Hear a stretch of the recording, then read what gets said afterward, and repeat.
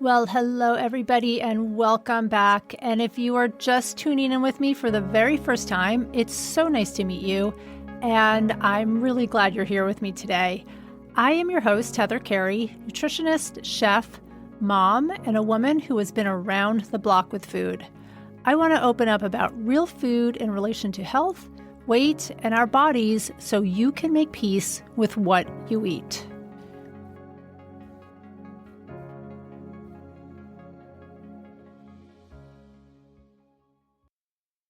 Hello, everybody, and happy spring. I don't know where you live, but where I am, it has just been a glorious past couple of days, and the sun has been shining, which has gotten me outside a lot and also made me think very much about my skin. Because I'm not going to lie, I am not the best with wearing sunscreen. I like to have a little tan, and I just like to get outside spontaneously. But today I had a fantastic conversation with Natalie Bevans, who is an esthetician. She's been an esthetician for 20 years. And we talked all about skin and protecting your skin and really taking care of it in midlife. The foods to eat, the foods to avoid, what you can put on your skin, your daily regimen, and all of your questions answered. So please take a listen to my conversation with Natalie Bevans. Hi, everybody. Today I am talking with skincare expert Natalie Bevans. Natalie has been a master esthetician for 20 years and has seen the struggle women go through with skin. She works with anything from acne to aging to rosacea and anything in between. Natalie believes skincare is confusing and overwhelming to women and is here to cut through that confusion and give clear answers. She loves educating women on their skin and getting to that aha moment where it all comes together so they can build back their confidence. Hi, Natalie. I'm really looking forward to talking with you today because I know that as a woman in midlife who was going through so many hormonal changes, my skin has been changing significantly throughout the years. I used to have no problems with my skin growing up. I don't know if it's unique, but I just didn't have many issues with my skin. And now I feel like in midlife, I am like having acne and like all sorts of like funny things that I feel like I should have had when I was 14. But I also don't think I'm alone in like the total confusion around skincare as a woman in midlife and how to treat my skin now as, coming into this age. So, and I think that the skincare industry seems to be such a huge, overwhelming experience, at least for me. And I don't think that I am alone in this. Again, like I think I speak for many women my age that we are inundated with ads for makeup and skincare and moisturizers and on and on. The topic of anti-aging, how we can age in reverse, is just on every woman's radar right now. And it's a lot of pressure in a way, to contend with, that either we're trying to age in reverse or we're just accepting maybe the skin that we're in. So I'd love to hear your story and what women in midlife dealing with all those sorts of hormonal changes and just age in general can do to keep their skin healthy and young looking. Yeah, you're totally right. It is so confusing for women and it's true. We are given so many outlets that it's just coming at us every way, right? We turn on the TV and we're learning about this anti-aging that this celebrity is using.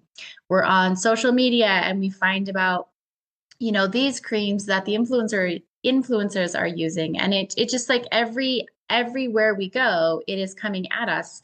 And it can be so confusing. And if you're in whatever issue that you're dealing with, if it's anti-aging or if it's the acne or whatever it is, anything that you hear about it, it's like, oh, should I try that? Oh, maybe that will work. Oh, well, it's working for them. I should try that. Mm-hmm. And it's a constant like it's just a constant topic that we all speak about as women. And I mean, I know with friends and stuff, you're talking about it, your family, your mother, your sister, what are you using and how's that working? And it just, there's just so much information. But the problem with all of that is it's very hard to sift through because everybody's skin is so individual. Like when I when I give women their skincare regimens, it's not even the same as their mom or their sister. Like every skin is so individual. So to go on Mhm. and see an ad for anti-aging and be like, well, that's my cream and buy it and try it, you're most likely going to be like, well, that's disappointing. That didn't work like I thought it was. That didn't give me the results that I wanted. Or even I'm irritated or dry, or it's caused other problems. So it really, really is confusing. And that's what I love to do is just be like, no, this is where your skin is at. This is why. Let me help you. Here are the products. Like just so it's not, and then that person can just stop all of that brain energy that they, the time and the money and the energy that they've spent on, searching and digging and looking and listening and chatting. Like they can just turn it off and it just releases a lot of stress for them, especially if there's a specific thing that they've been really struggling with. They can just turn it off and it's just makes you more calm and more confident in yourself. And I think that's what we really need to understand is it's very individual and it's not going to be what the celebrity uses, the influencer, your mom, like these are not going to work for you. You need to find out what's going to work for you. That's such a good point because I know you can go on, I mean, click once on Instagram Yeah. on one thing, Yep. and then suddenly you're just inundated with 100 different ads for all Yeah. sorts of anti-aging products. And I have certainly been guilty of going down that rabbit hole and thinking like, should I get that? Should I get like, and I've bought products too. And I have Yeah. spent a lot of money on things.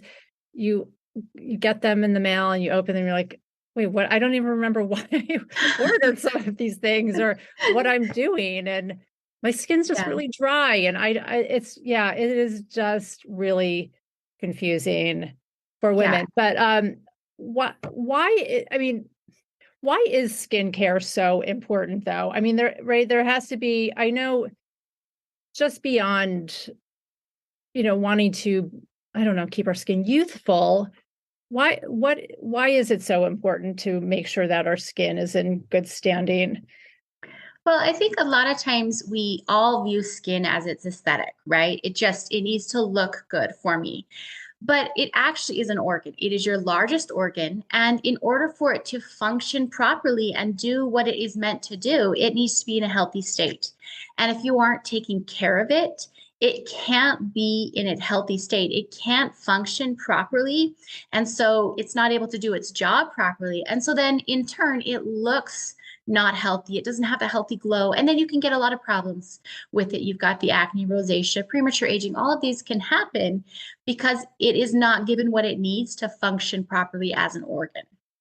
That's a really good point. That right, it is an organ just like any other very important body part. And I think that we take it for Yeah. granted sometimes. I know that I certainly did growing up. I mean, I am one of those, I'm guilty of sitting there when I was younger with the In the tinfoil sun. over the albums and the baby oil on my skin. I mean, I certainly have done things to my skin that just should be illegal now, but and I'm probably paying some kind of a price for that, so I wasn't respecting my skin back then, and now I'm really trying to catch up with it.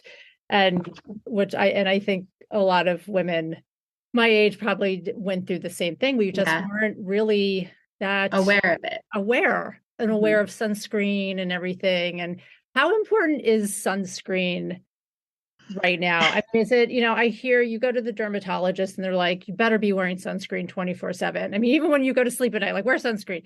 And what's your opinion on that? Sunscreen is really important, actually. Yes, I do agree. It is. So premature aging, 80 to 90% of premature aging is caused by the sun. And so it's very important to have a sunscreen on and have that defense against that. I mean, of course, the cancers and all of that as well. Like, I'm not discounting that, but just if we're speaking just about premature aging, it is really important to have a sunscreen on. And you don't want to just do, days to the beach, or you're headed to the pool, or you're out hiking. And so you're going to put a sunscreen on. This is something you need to put on actually daily, even when it's overcast, even when it's snowy outside. It's really important because you can get those UVA damaged rays even in those weather conditions as well. So don't think just because it's rainy or it's overcast or I'm not going to the beach that I don't need a sunscreen. It's a daily part of your habits daily. And that's you want to make sure that you're reapplying that as well, especially if you're outside. But yeah, sunscreen is incredibly important for premature aging. That's a really good point, and definitely a habit that I need Yeah. to get more better at. And it's never too late. Never too late to start. That's how, right. That's what I say to myself. It's not too late. What Yeah. other things do you recommend just to prevent premature aging then, besides, yes, sunscreen's the obvious one, and it's, it sounds like the sun is definitely your number one enemy. But Yeah. what else do you recommend just to prevent aging Yeah. skin? So your external factors are going to be your sun, and then any, if you're around smoke, you smoke, any pollutants in the air, chemicals, harsh chemicals, that sort of a thing you want to avoid externally. And then internally, you really want to make sure that you are eating a completely balanced diet full of antioxidants and fats and good fats and proteins. And of course, fibers as well, because you want to have it really balanced so that your skin is getting everything it needs to, again, function properly as an organ. And if you're not feeding it internally, then it's not going to look the way you want it to either. And it will have the premature aging and all of the other skin problems that come with that. So it's kind of a two-part thing. You want to protect it on the outside, and then you've really got to give it everything it needs internally. And then there's also an emotional part to that as well. And I know maybe people are thinking emotional, how is that affecting my skin? But if you think about it, when you're really stressed, if you're acne prone, you'll get a zit, right?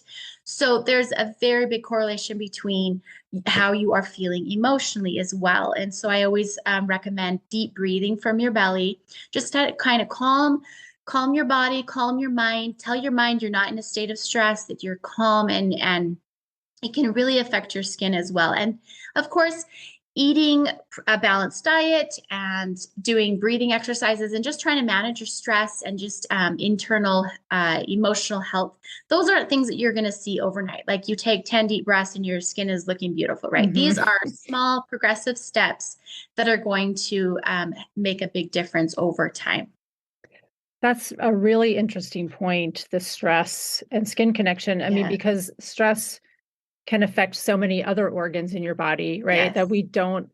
I didn't really, I mean, now that you say that, I'm like, oh yeah, that's right. I could see the connection, but it's not something that I would have thought of first and foremost, that my stress level could be affecting my skin just as much as it can be affecting anything else going on in my body.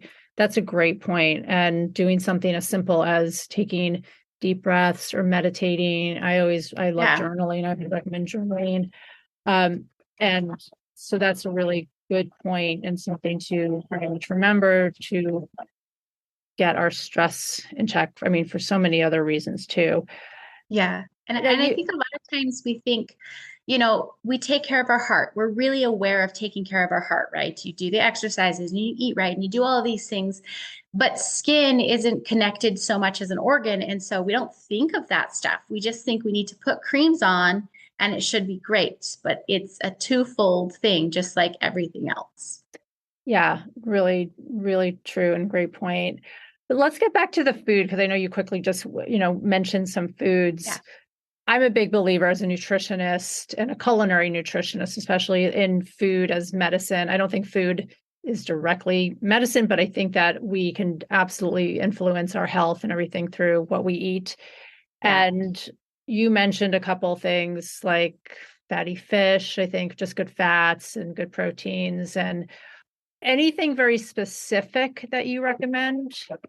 I definitely think there's not individual foods. Like if I were to say broccoli is amazing, like I don't want you to go out and just eat broccoli all day long, right? Mhm. Like it is definitely a variety because your skin runs and needs so many different vitamins and nutrients. And I mean, your body's made up of protein and water. So first and foremost, you've got to get protein.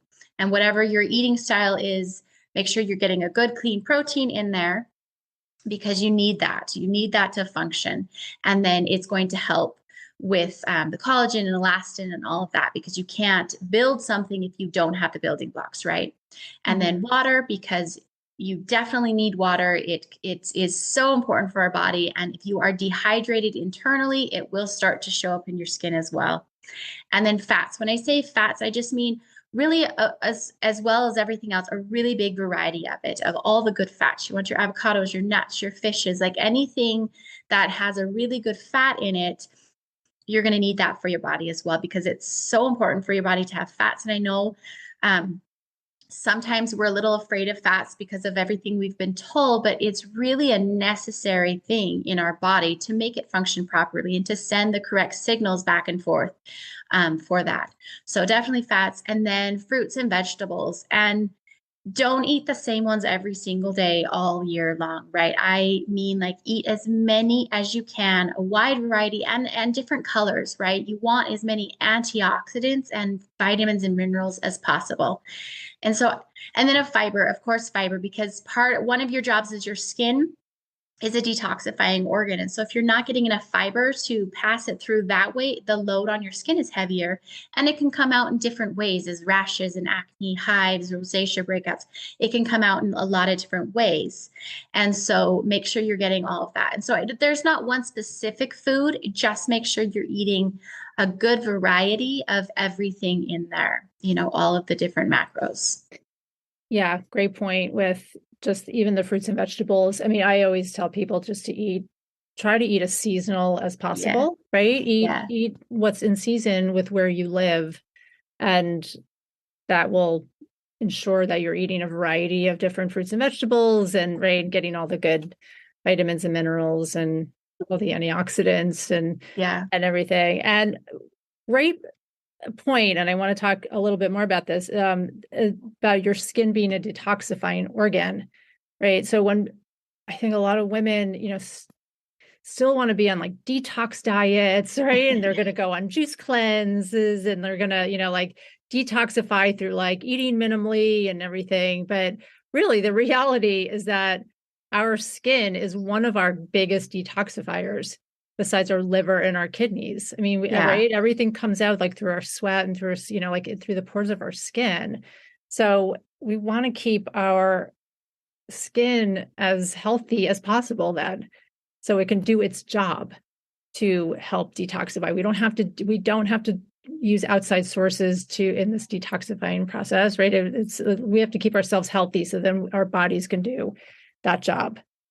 Right. Right. Yes. I mean, obviously I'm not a nutritionist, so I would turn that over to you, but I personally, my personal recommendation is, I mean, your body is detoxifying every day. And if you have it in a really healthy state where it needs to be, it's going to detoxify what needs to be detoxified, right? So you don't have to do extra. And a lot of times, again, I'm not a nutritionist, but a lot of times I know with detoxifying, depending on what kind you're doing, you're removing so much, you're detoxifying, and it can even be your good gut bacteria, right? So whatever comes in next has free reign. And so it's really a 50-50 chance if you're going to have the good bacteria, the bad bacteria. So I Mm-hmm. just think your body knows what to do. And your body always has known what to do. But sometimes how we feed it and how we treat it, it can get a little confused. So it's really important to just try to bring it back to balance because that's where your body always wants to be. Your skin, your body, everything wants to be in balance. And so bring it back to balance and it will do its job for you. Yeah, your body does know what to do, right? And we have to trust the fact that we have these organs that will do its job. If we didn't have our liver, kidneys, and skin doing their jobs, we would not be alive, right? Because we would Yeah. be full of toxins and poisons because, Yep. so they do a really great job of releasing all of that. And so we have to remember that it's not something from the outside, but something that we have to just take really good care of of these things, particularly our skin. Yeah. Are there any other foods that you would say no to? I mean, to stay away from, that are really detrimental for your skin? Yeah, whenever somebody asks me that, it really comes down to just like processed food, man-made food, things that were not here 50 years ago, right? Like things that have been developed and created. Those are things that your skin, that are not going to serve your skin. You want to make sure that you're eating as close to whole, real foods, no chemicals, no processing, minimal. If it's something that they're processing, it's something that you could do in your home if you needed to, like yogurts and stuff like that. Like if you could figure that out, right? Like it's something very simple that you could do by yourself as far as processing. But the high processed foods that are full of fillers and chemicals and preservatives and stuff, that's not serving your skin. And I also say any like fake sugars and things like that. That's also your skin, your body in and of itself doesn't know what to do with that. And so maybe you could, have those for 10 years and no, side effects that you realize. But eventually it will probably come up and it definitely could show up in your skin. Yeah, probably like a slow build up, Yeah. over time. What Yeah. about alcohol? You know, that's a tricky topic. I personally don't drink, but that's for a multitude of reasons. But I think that that has to be really individual. And if you say, for instance, if you have rosacea and you know that that's a trigger because that is one of the top triggers for rosacea, then that's probably your sign. Hey, maybe I should lessen that or whatever. But I'm not going to tell anybody not to drink. I'm not going to tell anybody to drink. I'm just saying it's very individual and you need to find out if that triggers you. If there's an excessive amount, obviously you're going to deplete your hydration in your body. And so you have to think of things like that. But I don't know. I wouldn't say yes or no. I would say just for you individually, watch what it does to your body. Yeah, I mean, not to mention, right, exactly. Everyone is an individual and has their own opinion Triggers on and yeah, alcohol, but alcohol is a toxin, right? I mean, it's something that we have to work very hard, our bodies have to work very hard at to get rid of. And yeah, so your skin, I imagine, gets very affected, just like very your dry. liver or your kidneys would also get affected while Yeah. trying to clear, it out of your body. Probably same with sugar, right? I mean, too much sugar.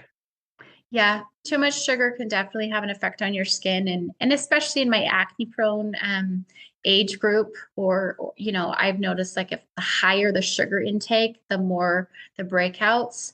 And that's, it's not across the boards, but it is something I have noticed. Like if they're just, after Christmas when you're or Halloween or something and they're just downing all the candy, then yeah, they're probably a week or so later, they're gonna have a flare up. Hmm. Do you have any opinions on dairy products? Because I know that a lot of women that I see stay away from dairy because I think number one, they think it affects their skin or it can trigger acne or anything. Do you have an opinion on that? I Dairy has been a little villainized in the last little while. Um, I am not opposed to dairy.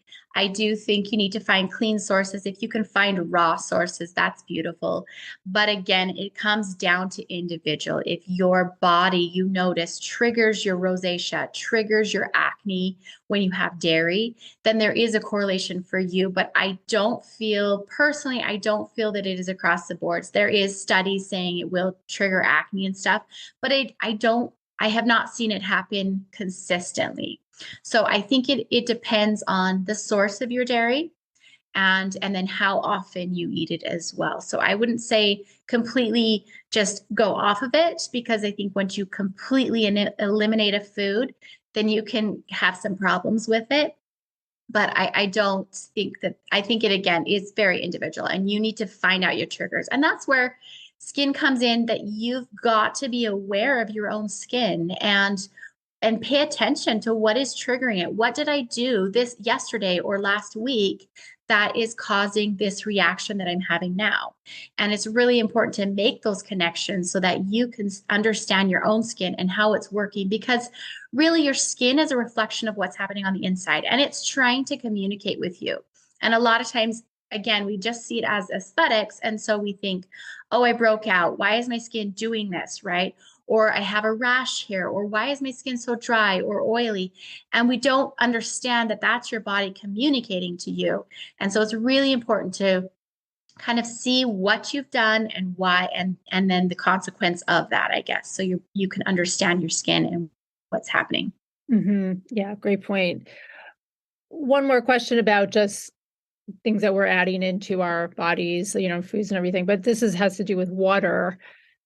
How much water? I mean, I see, my belief, I think, with water is that drink when you're thirsty. I don't have a rule on you have to drink 2 gallons of water a day, but you see a lot of women like walking around with these big gallons of water and almost overhydrating, I think, sometimes. And so there's a little obsession with water, but is there a rule of thumb for how much water you should? I mean, I know water is incredibly important for your skin. Yeah. I know that, but my skin is so dry. So I know that when I don't drink enough water, I can really feel it in my skin. Do you have a rule of thumb for that, or an opinion on how much water we should be drinking? And do you think it's like the number one best thing you can do for your skin? It is really important. You're right. It is very important. Again, your body is made up of water and protein. But if you are not taking care of your skin topically, then all of the water that you drink, there is no, like, it's not going to help your skin, because if your skin doesn't have its protective barrier, then all of that moisture is just going to leave. And then as far as a rule of thumb, that's I I've heard all the things too, right? Like you drink this much or take your body weight and all of these things. But a lot of times it's very dependent on other factors as well. So if you are drinking alcohol or caffeine, even for every 1 cup of caffeine, you need to drink 2 waters to make up for it, because it's a diuretic and it's just going to flush your system. So, if you think all of your water is in the form of coffees and sodas, well, you're not really getting much of anything. Your body's kind of dehydrated and is kind of dying. Like, come on, give me some water. But then on the other hand, if you drink a lot of like herbal teas and you're eating tons of fruits and vegetables and brothy soups, well, that is also going to be taken in as water. So my rule of thumb, what I always tell my clients, and this sounds a little bit gross, but check the toilet before you flush. And if it's a dark yellow, you're not getting enough. And if it's too pale and there's hardly any color, you're overdoing it and it's too much and you're kind of depleting your electrolytes. So again, your body can't function. So it's really just that sweet spot in the middle. And that's kind of where you want to be, because like I said, there's so many other factors that go into it that you kind of have to gauge. And so instead of just constantly thinking, okay, I had brothy soup, so that counts, or oh wait, I had a cup of coffee, then I got to subtract. So instead of trying to go do this all day, I like what you said: drink when you're thirsty, and then check the toilet when you flush it, and then you'll kind of know where you're at. Yeah, that's a great point too. It's just it's very individual, right? I mean, some Yeah, women need and their more. daily habits. Yeah, and just like right, and a good daily habit to get into. But you mentioned caffeine just a second ago, and so I just wanted to. I forgot to ask you about that before. So I mean, I guess it is, I mean, I know caffeine is dehydrating. I know it also has a lot of liquid in it. Are there some sources of caffeine that are more beneficial? Like, I know coffee has a lot of antioxidants in it and polyphenols. So does green tea. So does tea. So are there ones that you would say maybe lessen a little bit, and you're really pushing for green tea or anything like that? Yes, there's a lot of studies saying they're full of antioxidants and all of these things. So it's just a matter of, I think, individual again. Like if you feel comfortable drinking the caffeine and then just making up for the water, then that fine, do that, right? Like I'm not going to tell you how to eat and what to eat, but I think you need to be aware of the side effects of it with the lack of water and all of that, the diuretic effects that it has.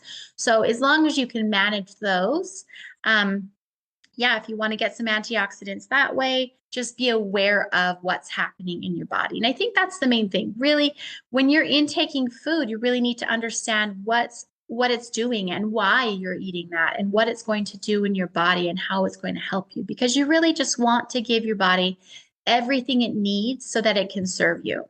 Yes. And that food counts. Food counts. Yes. What we drink counts.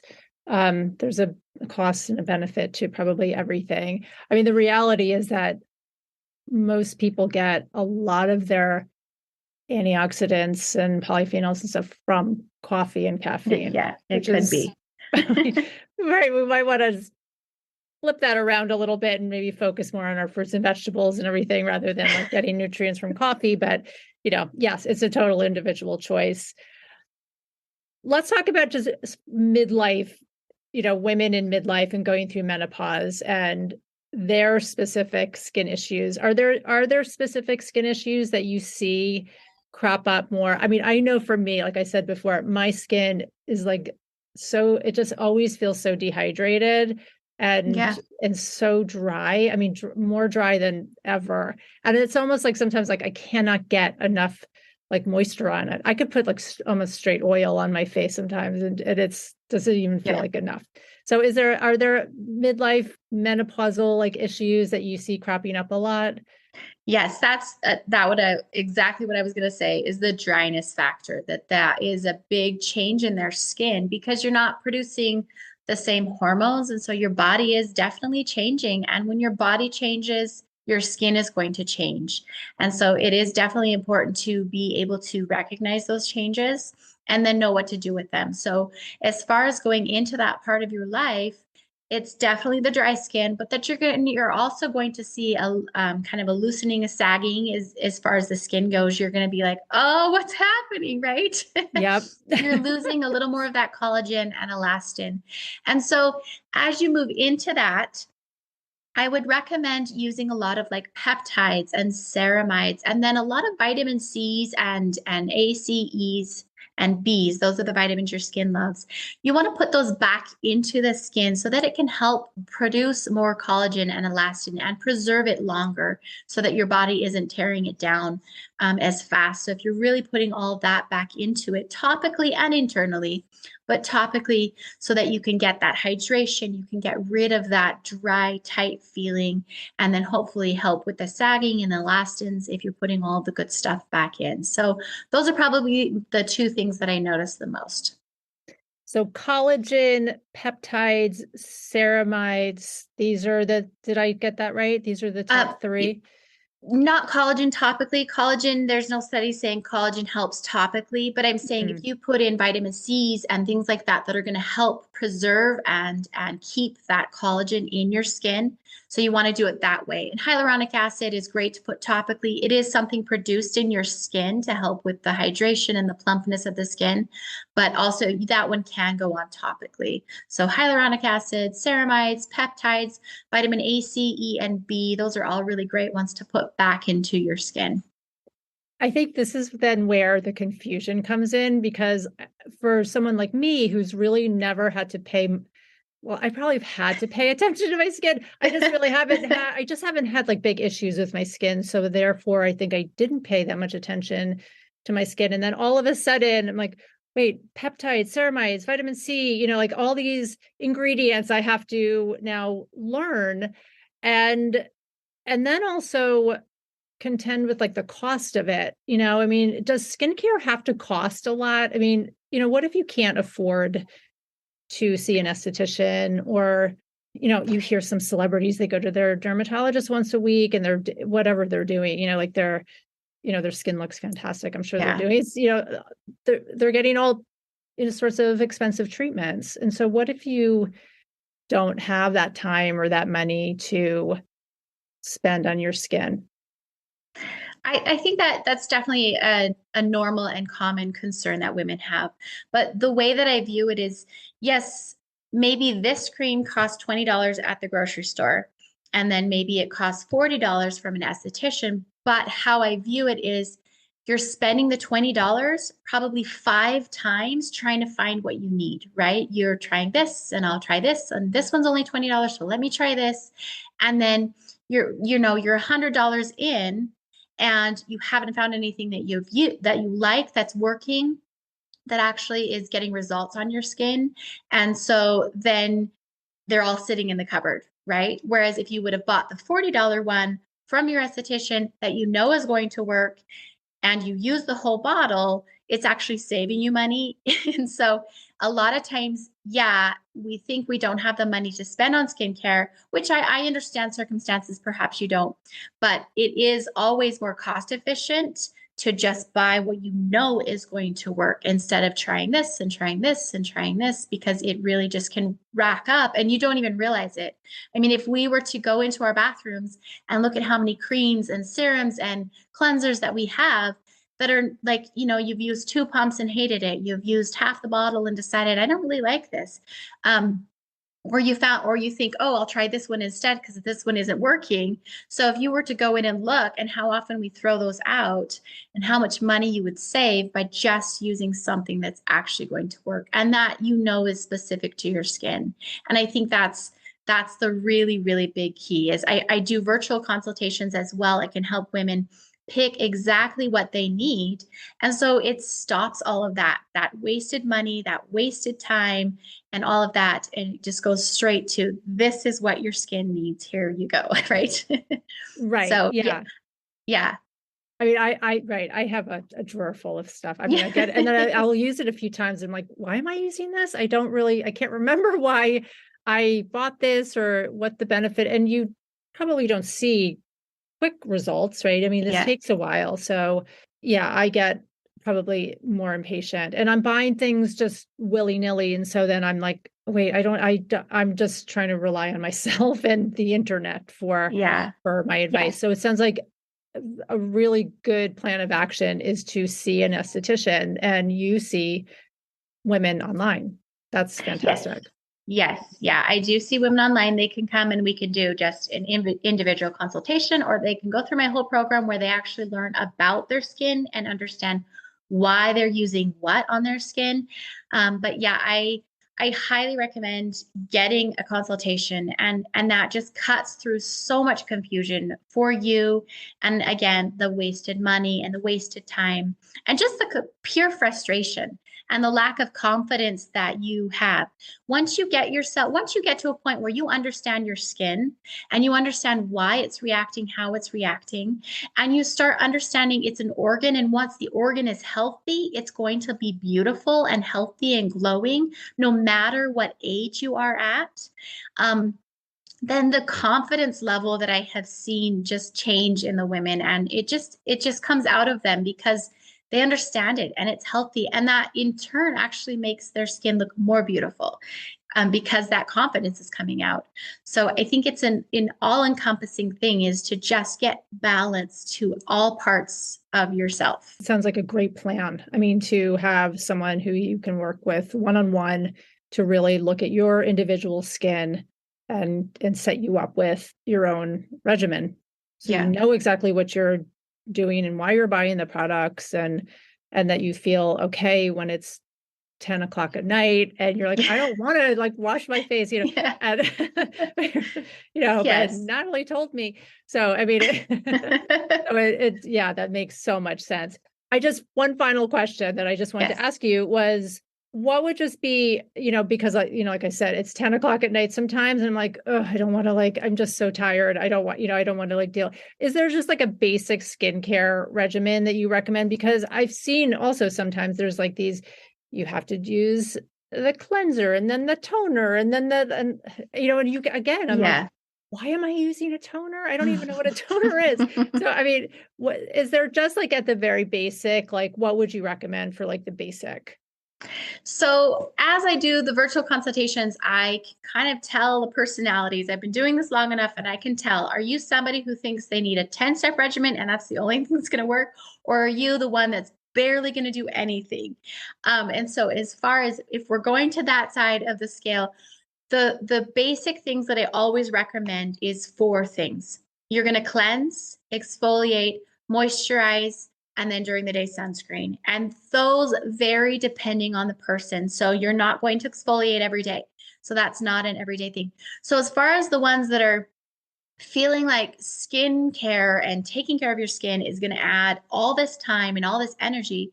Really, I mean, like you said, if it's 10 o'clock at night and all you want to do is go to bed, spend 2 minutes on your face. Literally, that's all you actually have to do, and you're done. So you're going to cleanse it. And then I always recommend double cleanse. And then you're going to pat it dry, put your moisturizer, serums, whatever it is that your regimen is on, but moisturizer. And then that's it. Like, it really doesn't add a lot of time to your day, especially if you don't feel like you have time anyway. Like, how long does it take you to brush your teeth? It's probably going to take you just as the same to hurry and wash your face, make sure it's clean, put your moisturizer on. So I totally agree with you. It's such a yeah. great reminder, and that it is a form of self-care, right? We want to take as good of care of our skin as we do anything else, like brushing our teeth or, just getting a good night's sleep. So that's, great point. And I have a free resource that talks about that. Like, there's a few things you do in the morning and a few things you do at night, and it all is about self-care, which sounds like, oh, I'm going to lay in the bathtub and relax. That's not what self-care really is when you come down to the core of it. Self-care is just being aware of your body as you're doing things. And so in the resource, it just gives you a few things that some of them you're probably already doing. You're just not doing them in a mindful manner. And so I kind of teach you how to do it a little more where you're going to get more results from it. And so it's just a matter of taking care of your body in a whole. And like we talked about, you already brush your teeth. Let's just continue that self-care a little more. Self-care doesn't have to take all day, and it's not a trip to the spa. It's tiny steps individually. Yes, I love that. That's a really great way to, I think, end our conversation, and just know that, right, this is all about just being kind to yourself and being kind to your skin. So where can people find this free resource, and where could they reach out to you if they want to work with you? So the free resource is lp.fordhambeauty.com, and then that will get you into the newsletter. You can reply to any of those emails and it'll come to me. And then on Instagram at the Fordham Beauty. Okay. And I will link those in the show notes so people can definitely reach out to you. Natalie, thank you so much. This has been so informative for me, and I know for my listeners, and it's giving me a lot of hope for my skin and just really great reminders to take as good of care of your skin as you would anything else in your body. So thank you so much. I really appreciate it. Thanks for having me. And as always, if you loved this podcast, please consider gifting me with a 5-star review. It is so helpful for me to get the word out on real eating, our real bodies, and real food stories. Thank you so much and have a great week. Bye for now.